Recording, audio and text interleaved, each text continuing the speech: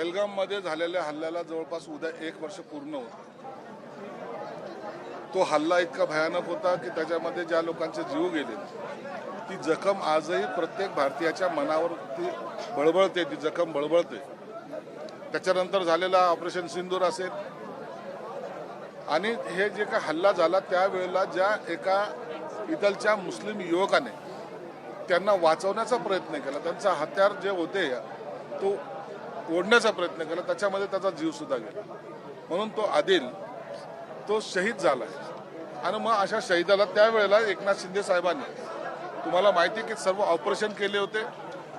काही जे इथलचे टुरिस्ट होते त्यांना सुद्धा शिफ्टिंग करण्यासाठी स्पेशल विमान दिलं होतं आणि सगळ्या पद्धतीची मदत करताना आदिलसाठी काय करायचं तर त्याच्या घरच्यांना सुद्धा 5 लाख रुपयाची आर्थिक मदत केली आणि एक शब्द त्यांनी दिला होता की मी त्या आदिलच्या कुटुंबाला, त्यांना राहायला घर सुद्धा नाही बरोबर, मी त्यांना एक घर देईन आणि आज ते घर पूर्णत्वाला आलेलं आहे। आज आता बाजीराव चव्हाण असेल, त्यांचे सहकारी असेल, या सर्वांनी 1 वर्षापासून मेहनत करून ते घर आता उभं केलंय आणि उद्या 22 तारीख आहे, 1 वर्ष कंप्लीट होतं। त्याच्या 1 दिवस अगोदरच ते घर त्यांच्या कुटुंबियाला, त्यांचे वडील होते इथं, त्यांचा भाऊ होता, त्याची बहीण होती, त्याची आई होती, त्यांच्या डोळ्यात सुद्धा आनंद असतो, त्यांच्या समोर हे घर त्यांना दिलेलं आहे।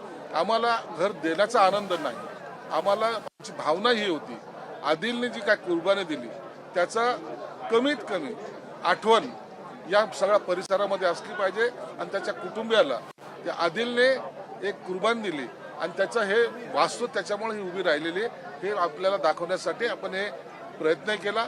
अनेक राजकीय लोक घोषणा करतात पण त्याची अंमलबजावणी होत नाही। एकनाथ शिंदे साहेब असे आहेत ज्यांनी शब्द दिला तो पाळला आणि तो त्याचा परिणाम आज आम्ही सर्वजण या काश्मीरमध्ये आहोत आणि आज या घराचा जे लोकार्पण ज्याला म्हणता येईल किंवा चावी देण्याचा कार्यक्रम या ठिकाणी आम्ही केला आहे। पर्यटन स्थळ असावं आता अशी देखील मागणी होती, तुम्ही देखील याबाबत असावं या ठिकाणी आता पर्यटन वाढलं पाहिजे। पर्यटन स्थळाचा इथं दर्जा दिला, पर्यटन वाढेल। अनेक लोकांनी अशी मागणी सुद्धा केलेली आहे की ज्या वाद्यामध्ये जे काही बंद आहेत 1 वर्षापासून ते काही बंद आहेत ते सुरू चालू झाले पाहिजे, व्हॅल्या चालू झाल्या पाहिजे।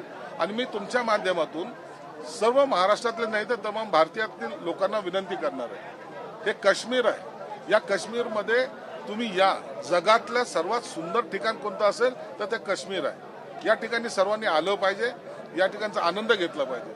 आपण आलो तर तो अतिरेकीची हिंमत कमी होते, जर तुम्ही आले नाही तर अतिरेकीची हिंमत वाढते।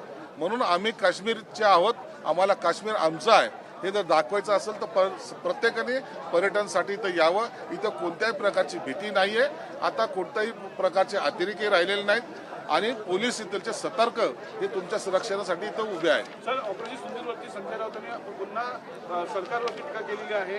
हिंदुत्व जो पर्यटक मेला गेलेला आहे आणि हिंदूंच्या नावावरती मतं मागते, सरकार काही करत नाही, ऑपरेशन सिंदूर पण अर्धवट सोडलं। संजय राऊत काय बोलले ना, दरवेळेला त्याच्या त्या बोलण्याच्या वक्तव्याला कोणतेही अर्थ नसतो। ऑपरेशन सिंदूरमध्ये 20 मिनिटांमध्ये किती 9 ठिकाणी जे काही स्ट्राईक केलं, सगळे स्थळं उद्ध्वस्त केले, पाकिस्तानला पळती भुई थोडी झाली होती, त्याला अमेरिकेचा सहारा घ्यावा लागला, त्यांना विनंती करावी लागली, तेव्हा भारताने ते युद्ध काही काळ थांबवलेलं। आताही भारताने स्पष्टपणे सांगितलंय यापुढे कोणतीही घटना घडली तर भारत पाकिस्तानला या त्या नकाशावर सुद्धा दिसू देणार नाही, ही धमकी माननीय मोदी साहेबांनी दिलेली। सर, बीजेपी 2 भाग झालेले आहेत, जे बिल पास झाले दिल्लीमध्ये त्याच्यावर 2 बीजेपीचे भाग झालेले आहेत। एक वेगळा बीजेपी आहे ज्याला बिल पास व्हायला नव्हतं पाहिजे असं संजय राऊतांनी सांगितलं। बीजेपी संजय राऊतने या पक्षामध्ये फूट पाडण्याचा प्रयत्न करू नये, त्यांना कमीत कमी त्या राज्यसभेमध्ये ते बसतात। एकंदरीत झालेलं त्या बिलावर झालेलं मतदान त्याच्या लक्षात तरी येते का? सर्वांनी मिळून मतदान केलं ना, मतदानाची आकडेवारीच मोजा काहीतरी। म्हणून आता भाजपमध्येच फूट पडली, तुमच्यात किती फूट पडली ती पहा ना, तुमच्या खासदारांचं मत काय होतं ते एकदा विचारा तर खरं। म्हणून बीजेपीमध्ये कोणती फूट पडलेली नाही, या बिलाला सगळ्यांचं समर्थन होतं आणि आज त्याच्यासाठी एक महामोर्चाचं आयोजन सुद्धा बीजेपी आणि सर्व आमच्या एनडीच्या घटक पक्षांनी केलेला आहे आणि त्याला सर्वजण उपस्थित सुद्धा राहतात। बारामती शेवटचा प्रश्न, बारामती प्रचारासाठी सुप्रिया सुळे आणि पवार कुटुंब सहभागी झाले, त्याच्यावरती संजय राऊत म्हणतात तर हे मारून मुटकून फॅमिली मॅटर आहे, मारून मुटकून फॅमिली मॅटर। संजय राऊतला कुणालाच कोणतंही घर चांगलं राहावं असं वाटत नाही.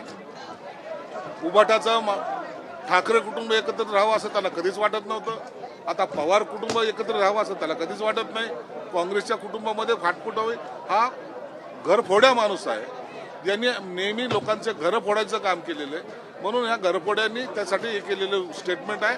तरी पवार कुटुंब हे एकत्र राहतील आणि या निवडणुकीमध्ये एकत्र काम करतील.